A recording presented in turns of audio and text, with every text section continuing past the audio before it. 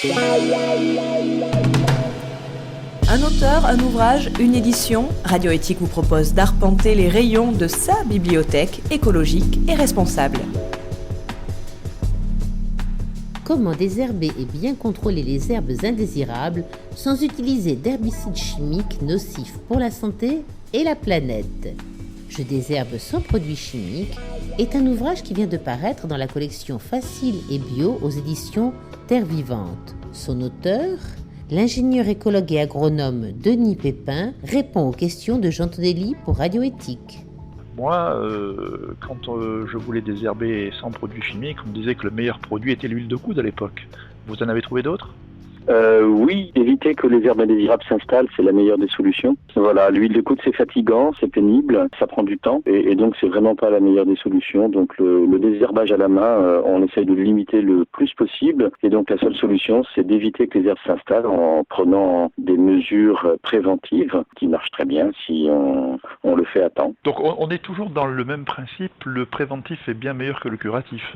Voilà, c'est exactement ça, c'est-à-dire que les herbes indésirables ne s'installent jamais au hasard et donc généralement c'est des mauvais aménagements ou finalement un entretien inadapté qui font qu'elles s'installent dans le jardin. Donc quand on prend conscience de ça, eh bien effectivement on arrive à résoudre les problèmes. En plus, vous dites bien au début de votre livre qu'il faut peut-être aussi changer notre regard, que certaines herbes qu'on pourrait considérer comme indésirables sont en fait très jolies à regarder et dans une pelouse, avoir quelques pâquerettes ou autres plantes fleuries peut égayer la pelouse plutôt que la rendre inopérante en tant que pelouse. Voilà, il y a un certain nombre de plantes qui de toute façon vont s'installer sur la pelouse, quoi qu'on fasse, et qui sont relativement jolies, comme les primevères, comme les violettes, comme les pâquerettes. Par contre, il y a un certain nombre de plantes beaucoup plus désagréables, généralement sur le plan esthétique, telles que les pissenlits, les parelles, les rumettes, les boutons d'or, qui sont un petit peu envahissants. Et généralement, leur présence, c'est le résultat d'un mauvais entretien de la pelouse. Donc, on ne peut pas empêcher des herbes sauvages de s'installer. Par contre, en entretenant sa pelouse correctement, on peut sélectionner celles qui sont les plus agréables et esthétiquement acceptables et éviter l'installation des plantes agressives et qui en plus sur le plan esthétique sont pas toujours très agréables. Voilà, c'est simple. Au niveau du potager aussi, souvent on a des concurrences entre ce que l'on a semé, ce que l'on a repiqué et des locataires du terrain avant que nous fassions le potager ou qui s'immiscient entre les cultures. Là aussi on peut intervenir ? Alors le potager, c'est franchement ce qu'il y a de plus facile à gérer. Les herbes indésirables sont sous haute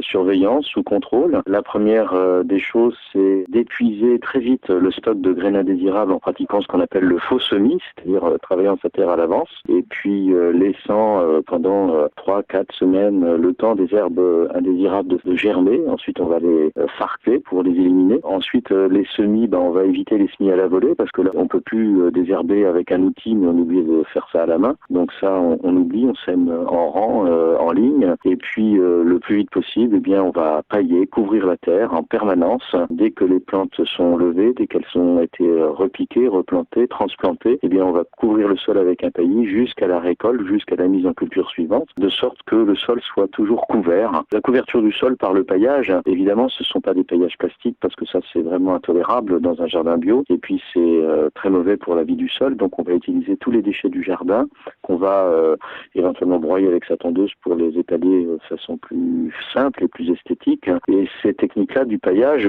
c'est aussi bien pour le jardin d'ornement que le jardin potager. Donc c'est une technique qui est absolument universelle, qui concerne tous les jardins, toutes les parties du jardin, et le potager vraiment en tire profit. Alors là, du coup, on a vraiment très très peu de travail. Vous dites que le plastique pour haies, par exemple, est néfaste pour la vie microbienne du sol, c'est ça, ou pour la vie du sol ? Le plastique, ça empêche complètement le retour à la terre de tous les éléments organiques qui vont se transformer en humus et qui surtout vont nourrir la vie du sol. Une bonne terre, c'est un sol vivant. Un sol vivant, il ne peut être maintenu en vie que s'il y a restitution de débris végétaux, ce qu'on va appeler des paillis d'une manière plus simple. Et c'est cette vie du sol qui va ensuite nourrir la plante et surtout entretenir la bonne qualité physique de la plante. C'est-à-dire que ça, d'abord, c'est l'architecte qui construit la maison des plantes et ensuite c'est le cuisinier qui nourrit les plantes. Donc si on a un plastique, il n'y a plus de vie en dessous et du coup les plantes périclitent et ça c'est inéluctable. Aussi bien pour des fraisiers que pour le jardin d'ornement, le plastique c'est pas vraiment la meilleure solution. C'est à proscrire en fait.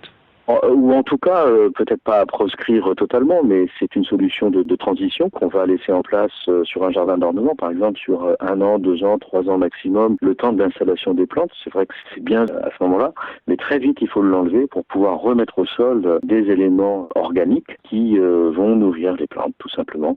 La hauteur du paillage me paraît importante parce que si on n'en met pas assez, les herbes arrivent à germer et à sortir quand même. Quelle est la hauteur, je dirais, l'épaisseur du paillage minima ou recommandé pour vous? Alors, bien sûr, ça dépend de la nature du pays, parce qu'il y a des pays organiques qui se décomposent très vite, la tonte de pelouse par exemple, il y en a d'autres qui se décomposent plus lentement. Les brindilles broyées, les feuilles mortes, plus elles sont coriaces et plus elles mettent de temps à se décomposer. Donc, quand on a un pays qui dure longtemps, qui se décompose lentement, 3, 4, 5 cm, c'est bien. Si on a un pays qui se décompose plus vite, des feuilles de tilleul par exemple, ou de la tonte de pelouse, là il faut mettre plus épais, mais avec la tonte de pelouse, il faut la faire sécher avant. Oui, c'est ça, sinon ça pourrit, c'est très mauvais. Si ça se met à pourrir, ça fermente, c'est abominable. Alors du coup, si ça fermente, elle produit des jus acidifiants et toxiques pour la vie du sol et les plantes. Alors là, du coup, on rentre vraiment dans une logique très, très négative. Dans le sud de la France, on va mettre les tontes à sécher quelques heures, ça suffit très très largement. Dans le nord, il faut laisser sécher une bonne journée. Il n'y a pas besoin que ce soit complètement sec, simplement c'est qu'il faut éviter que ça forme un feutrage imperméable. Des fois, 2 heures de séchage peuvent suffire en plein soleil. Écoutez, en tout cas, votre livre est très bien fait. Moi, je me suis régalé à le feuilleter. Il y a vraiment de bonnes solutions et surtout beaucoup de prévention à mettre en œuvre. C'est le fruit d'une très longue expérience parce que j'ai cette préoccupation-là depuis toujours et c'est vrai que j'ai à cœur d'essayer toutes les solutions, ce qui permet de trier les bonnes et les moins bonnes. Je désherbe sans produits chimiques est un ouvrage qui vient de paraître dans la collection Facile et Bio aux éditions Terre Vivante.